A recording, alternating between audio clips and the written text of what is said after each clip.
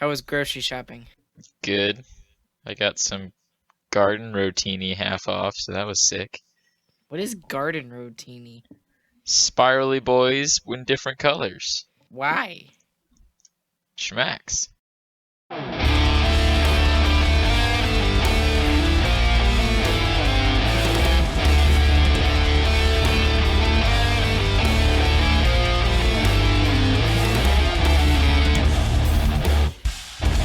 Alright, welcome back to Starcastic Remarks. This is Brian. Chris is here again. Howdy. You know, one day people are going to be surprised when it's like someone else other than me or other than you. Zach's in here Especially, sometimes. yeah, but like we're always here. So the one day that we're not here, someone's going to be like We're freaking out because we're not here. yeah, we're their wall. We have to be there for our fans, all 10 of them. All right, guys. Let's dig down into this game tonight. Stars lose, unfortunately. Final score 3-0. There's a couple of things out of this game that we could talk about. But first off, what's your just overall impression from this game? Stars were good in the first period. Stars sucked in periods 2 and 3. The end. That's my impression. And you know, it feels, and you can agree or disagree with me on this. It's a little easier to lose a game when you're up in the series. Yeah, that's So, definitely true. And it's also easier to lose one of the first 4 games. So we've been in the last 3 games of the series mode for about a little more than half a week. So we were super high stress and high energy. So losing a game after being up 1-0 isn't enough to sway our emotions as much as a game 7 overtime could. right, and so I've got about 2 or 3 big talking points that we need to talk about tonight. One is one I always talk about, so let's just go ahead and just say that first.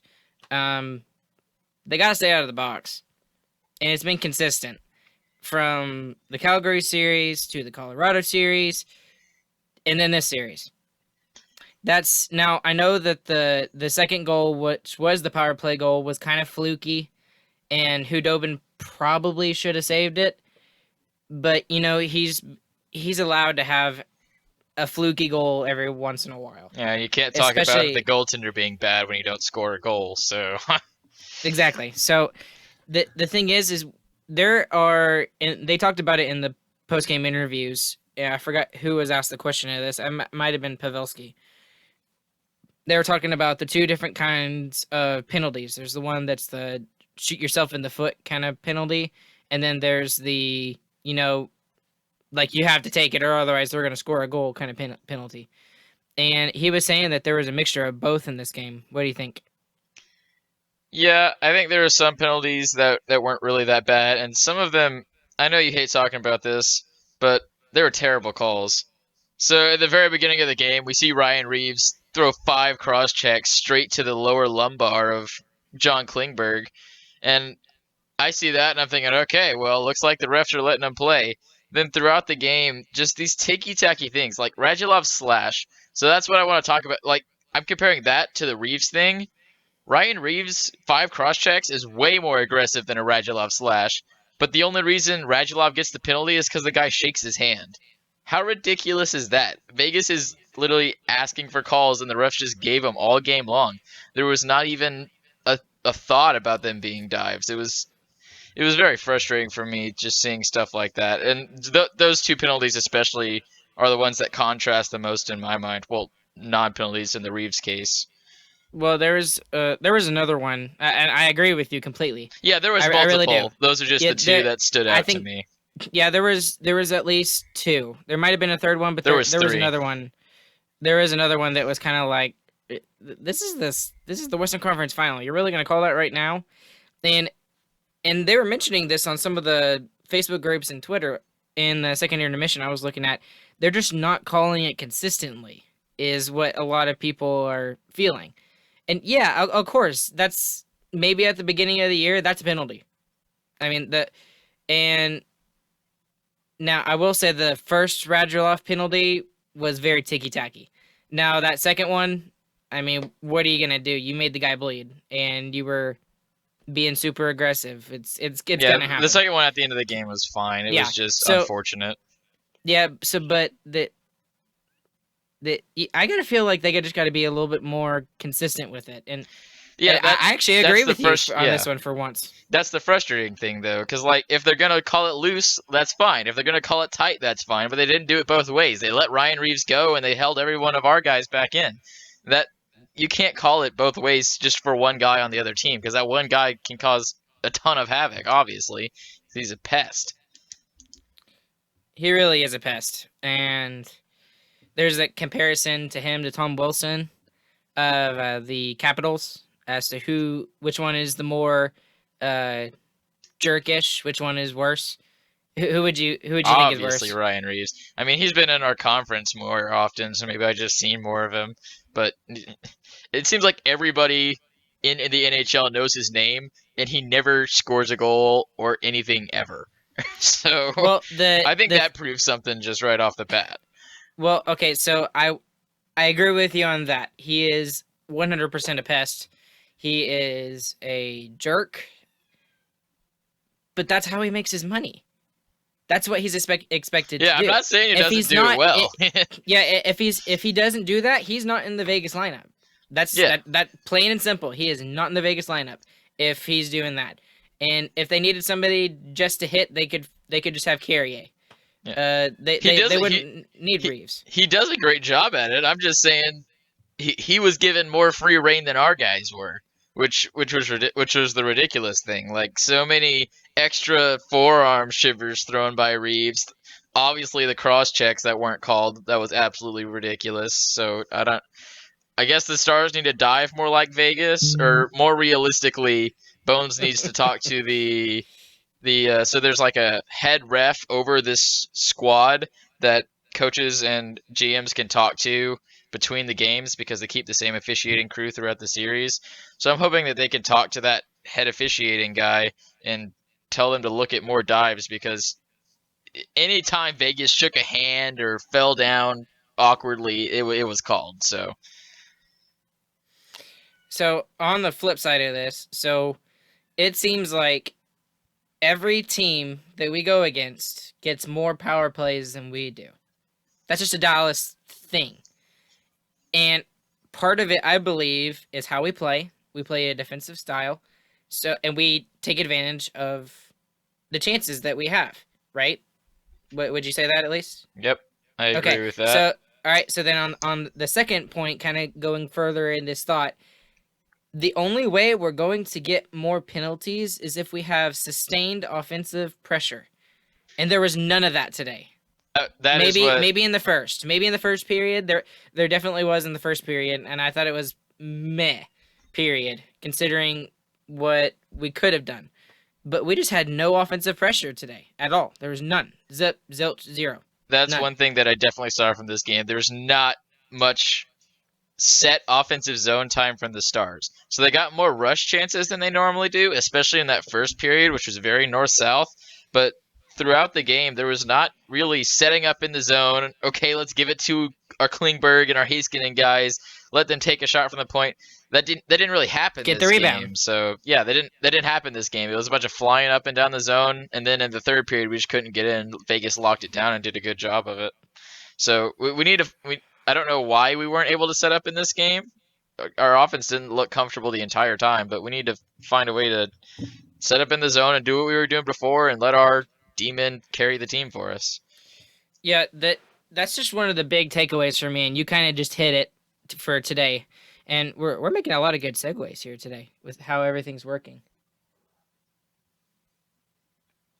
Sorry, Binks just somehow got in here. The door was The cat, closed. The cat just made it in here. nice. That is so weird. All right, moving on. We Moving on. ruined the Anyways. perfectly good segue. Yeah.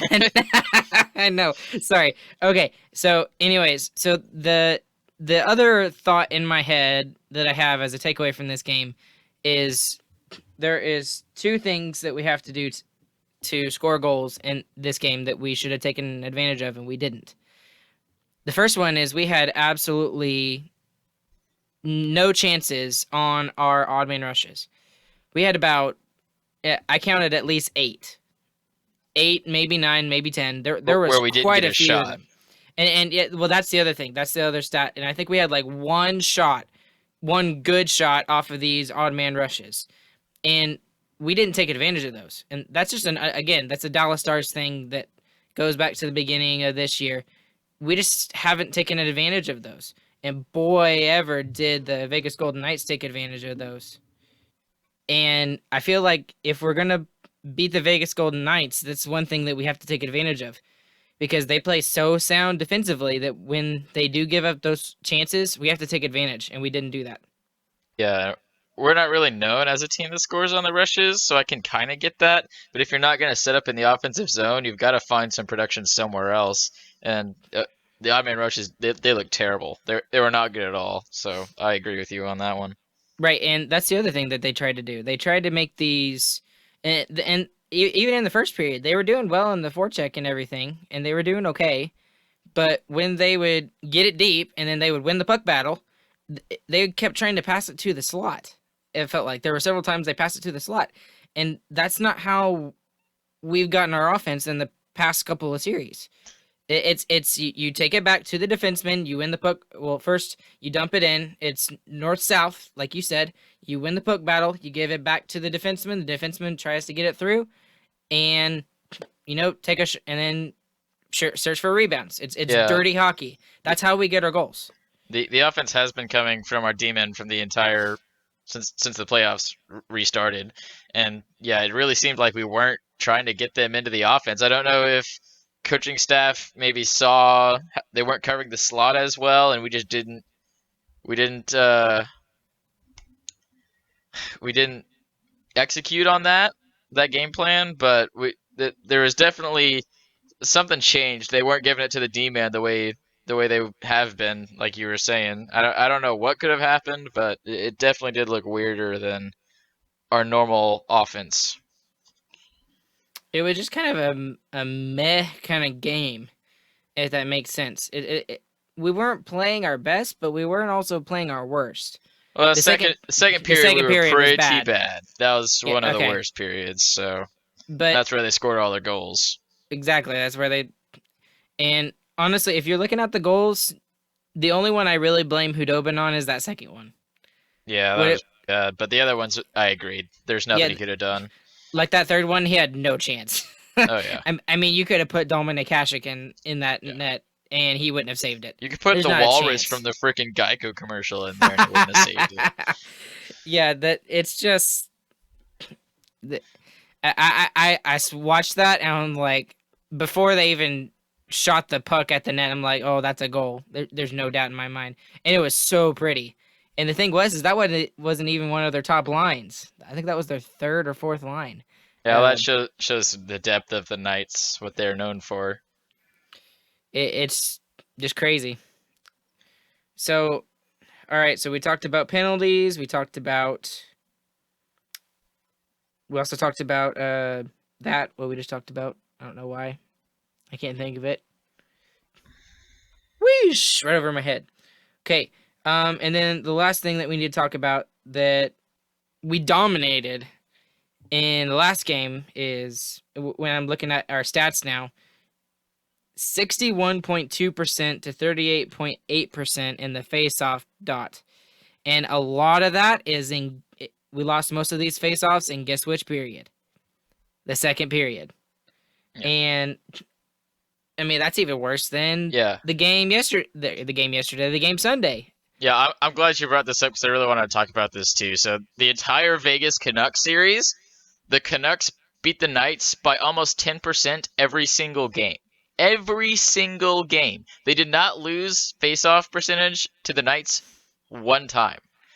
And the Canucks are known as a good face-off team. So the Canucks are good at face-offs. But that shows how bad Vegas is too, to be 10% away. And Dallas is known as a good face-off team too. They're called cheaters by the by the Bruins earlier in the season. So Oh, boo hoo. yeah, there's no reason the Stars should be losing in the face-off battle, especially that badly this game. That's actually ridiculous, and it shows really a lack of effort from the centerman in this game, at least on the faceoff dot. So I expect that to be completely flipped around next game because that's just a lack of focus, especially in the second period, like you were saying. Well, so the only positive player in the face-off dot tonight was Jamie Benn. He was at 60%. Yeah, Jamie Benn did look good today, actually. And then when you look at, Overall, yes, he did. And then when you look at the Golden Knights, every player is 50% or above. Every player that took a face-off draw.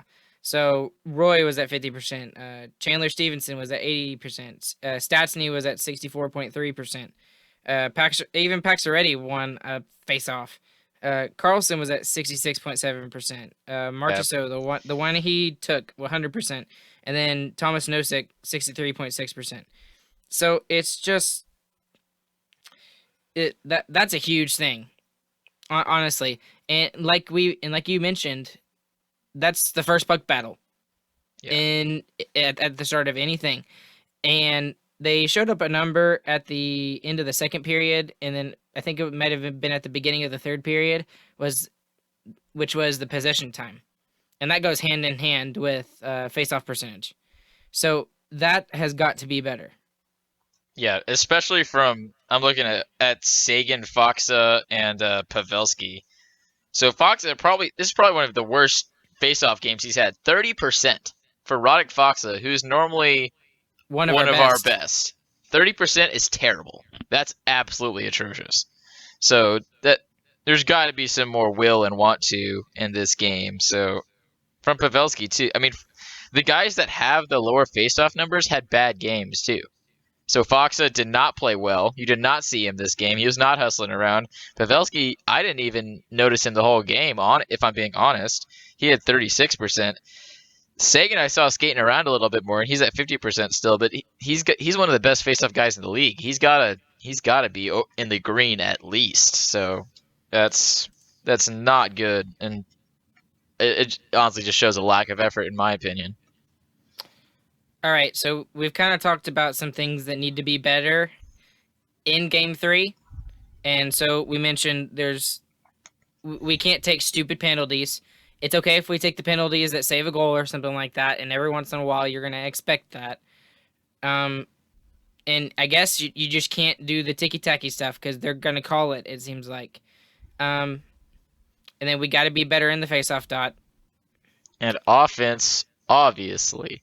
So we got to get set up in the zone, get back to what we were doing before, and honestly, those top three guys, when they were put back together, they looked awful. They pretty much gave up that 3-on-1 chance on their own because Sagan made a bonehead defensive play for no reason. Our D-men get low in the O-zone all the time, and that's what they're supposed to do. So that's just a completely blown coverage by Sagan, and they didn't manufacture any offense. It was not good. The only line that looked good again was the Russian finish line. So we've got to find a way to manufacture offense. Somebody's got to step up. It can't be Kiviranta. He's not gonna score a hat trick every game. He's probably not. Honestly, I don't think he's gonna score a goal this series. Like he's playing great still, but he's a rookie and he's tiny. Come on, guys. We need some goal support from where the money's at, is what I'm saying. And that's what I've been saying all playoffs. But especially now when we have one goal in 2 games, it's got to happen. And we're crazy lucky to be in a 1-1 series tie, right? One goal in 2 games and the series is tied. That's super lucky for us. We're super lucky to have a great goalie in Dobie. So if you had to pick one player that you want to see, and you mentioned a couple, but narrow it down to one player that needs to play better in order for this team to win Game 3, who is that going to be? Jamie Benn. He's got to step up. He has a beast mode. Everyone sees it. Everyone knows it. And when we see it, everyone calls it out on Twitter and on Facebook. And they say, beast mode, Ben's back. He hasn't been here. He was here for 1 game against the Flames. Beast mode Ben has got to come back. Game 1. He's got to skate and puck handle and use the skills that he had in his Art Ross season. There's no way they just completely disappeared. He's got to find out how to bring back Beast Mode Ben, at least throw a big hit or something. He's got to do something to step up on the ice, not just off the ice. I'm sure he's off the ice as a great leader. Everyone talks about how he says great stuff all the time. he's got to be the on the ice leader that he was a few years ago. For me, it's Pavelski. Because we saw what he did, especially in the Calgary series, obviously. If we don't have that goal in Game 4, with like 12 seconds left or whatever it was, we're not here, right? And he's kind of fallen off the face of the earth in this series. And he's just not here. And especially with him being the playoff performer that he is, we need him to step up. He's my guy that needs to step up. And I would have said Jamie Benn, but you said it, but Pavelski. For me, it's got to be Pavelski. All right, let's see it, Ben and Pavelski. Yeah, let's see it. Make your money worth it. Probably y'all's last chance, in my opinion. Yeah, honestly, this is it. This is the Stars' chance. It's not going to be next year, I don't think. Last thing that I want to mention, and then we'll cut it. We'll cut it tonight. The physicality of this game. We all knew that the Golden Knights were going to show up and they were going to be more physical. One, because Ryan Reeves is in. That's just what he does. But just in general, from each line of the Vegas Golden Knights, they were just more physical. Right? And the hits were very similar today. It was very close from both teams. But it just felt like that the Golden Knights had just that slight bit extra edge of physicality that the Stars couldn't answer today. And that was true in puck battles. That's why their possession time was even more slanted than just faceoffs too. So they won puck battles. They had big hits. They had momentum-changing hits. So completely right. Vegas outmuscled us, outshot us, outscored us. They pretty much beat us in everything. And yet at the same time, I didn't feel like we were totally out of it. Like I felt out of it after the first period. I mean, not completely out of it because I know the Stars can turn it on at any time, but they looked bad after the first period. I had a little bit of hope in the first period because I'm like, okay, maybe we played kind of a crappy period, and just maybe something will turn because it's happened. We've seen it in the series. Something seems to turn when we play a bad period, and I thought the bad period was in the first period, and no, it wasn't. It was in the second period. Yeah, my reaction to the game is obviously post second and third period after I saw them not come back from it, but right. Yeah. And last thing, because I'm just now thinking about it, we're not gonna really talk about it much, but shout out to Jake Ottinger. Oh yeah, that's not an easy situation to go in. Yeah, honestly, for an NHL start, that's gotta suck. But at the same time, it made a lot of sense, didn't it? Yeah, it's fine. I think it made a lot of sense. Give Dobie some rest, but right, it's some scary risk if you put a rookie in there and like they put a 5 on him and he doesn't make a save. What then? Then you're putting Dobby back in, maybe ruin his whole career if he can't get past this mental block. But he did well. He played well. He's still one of the highest goalie prospects, I think, in the AHL still. Is that correct? Something like that, yeah. Yeah, I think so. He's definitely slated to be the starter in the AHL next year. So he looked good. That is one move that Bonus made that I like. And I thought about it for a second, and I do like it. Because, honestly, it's 3-0, right? It's going into the third period. Dobie is the only reason why it's 3-0. He's going to need a break before Game 3, and he obviously knows that he's going to start Game 3. The Stars are not playing all that great in front of him in the second period. And, maybe and Bonus is like taking a chance. He's like, you know what? Maybe if I put this kid in, maybe they'll play better in front of him. And they did. They played better in the third period. But there just wasn't enough sustained offensive pressure. Too little, too late. Too little, too late. Okay. All right, guys. Thank you all for listening in. This has been Starcastic Remarks with Ryan and Chris Chambers, the only Dallas Stars fan-led podcast. You can follow us on Twitter at StarcasticR. You can also find us on our Facebook page at Starcastic Remarks. We also have our YouTube channel where we post videos of our podcast each time we record. And any last comment words, on YouTube and tell us why we're wrong. Yes, that'd be a good idea. All right, guys. We'll catch you on the flip side. Good night.